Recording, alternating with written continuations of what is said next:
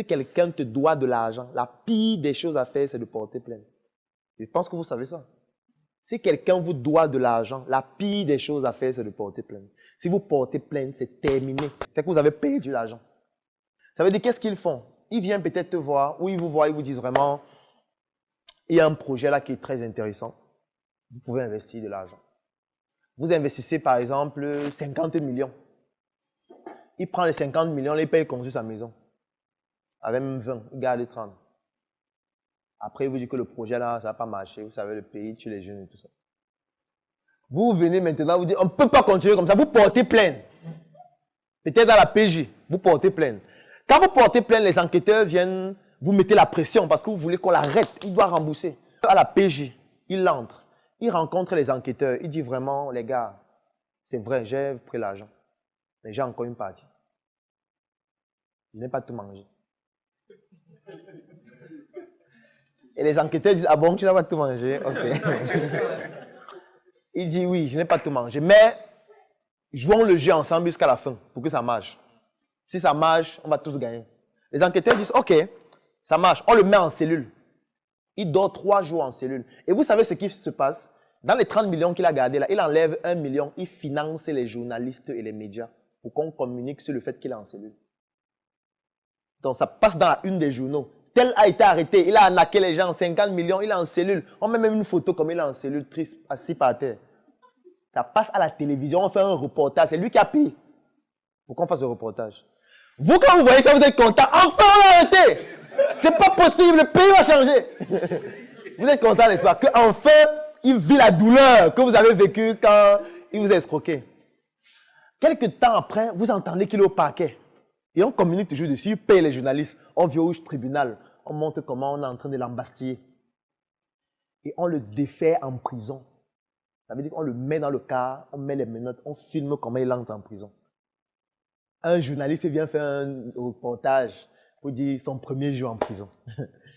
On montre comment il est en prison, là, il tape les divers avec les gars, il est en prison.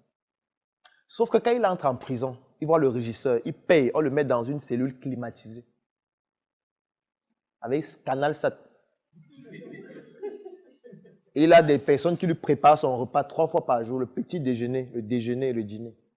Il mange bien, il est bien entretenu. Il y a des personnes qui le massent. Il fait 2 ans en prison. Après les 2 ans, il sort, il va en Afrique du Sud.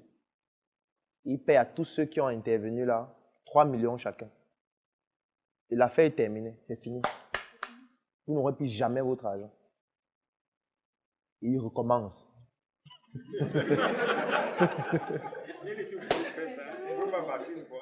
Parti où? Non, il faut que vous sachiez qu'il est en prison. Parce que ça va permettre de diminuer votre rage. Ça va permettre de vous consoler. Qu'il nous a escroqué et il est en prison. Il a payé pour ce qu'il a fait. C'est pour ça qu'il accepte d'aller en prison, puisqu'il a l'habitude d'aller en prison. Oui.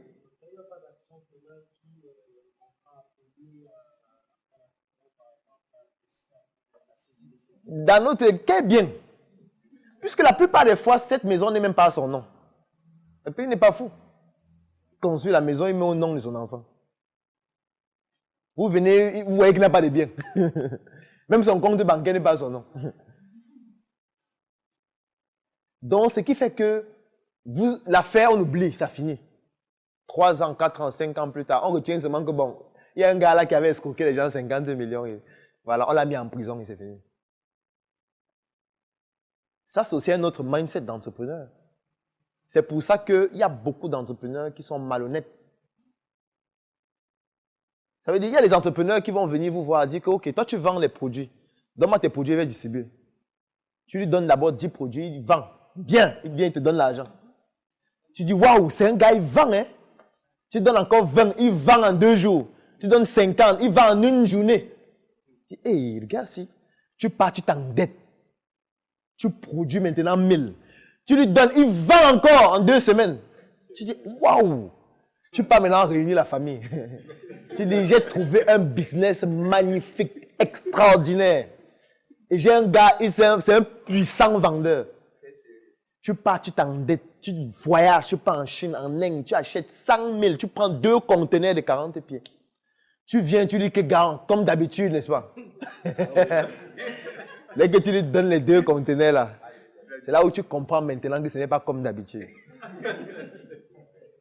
Et c'est fini. Parce que le meilleur moyen d'arnaquer quelqu'un, c'est de faire en sorte qu'il ait confiance en vous. C'est la première étape. Parce que si la personne n'a pas confiance, c'est difficile. Et ça, la confiance, ça se construit avec le temps. Et ça aussi, c'est le mindset. Parce que quand on dit mindset, ce n'est pas seulement les bonnes choses. Parce que l'entrepreneuriat, ce n'est pas ce qui se passe à la télévision. Où les gens viennent dans les documentaires, vraiment, je fais ceci, fais cela. Non. L'entrepreneuriat, c'est qu'il y a aussi des gens qui se lancent pour arnaquer. Et ça peut être toi qui te lances qui est sa cible. Donc, il faut que tu aies le mindset pour le contrer. Sinon, c'est fini pour toi. Donc, ne pense pas seulement que l'entrepreneuriat, c'est le fait d'avoir les produits que tu vends, les services que tu vends. Et qu'il n'y a que les personnes bonnes dans la société qui t'aiment, qui t'apprécient, qui vont acheter tes produits, dire que vraiment bravo. Non. Il y a aussi des personnes qui vont dire que mais le gars, c'est pourquoi c'est lui qui gagne. Moi, je veux aussi gagner dans ce que lui fait. Et ils vont venir pour gagner sur toi. Et il faut que tu aies un mindset pour comprendre qu'il y a cette catégorie de personnes et que tu puisses éviter ça.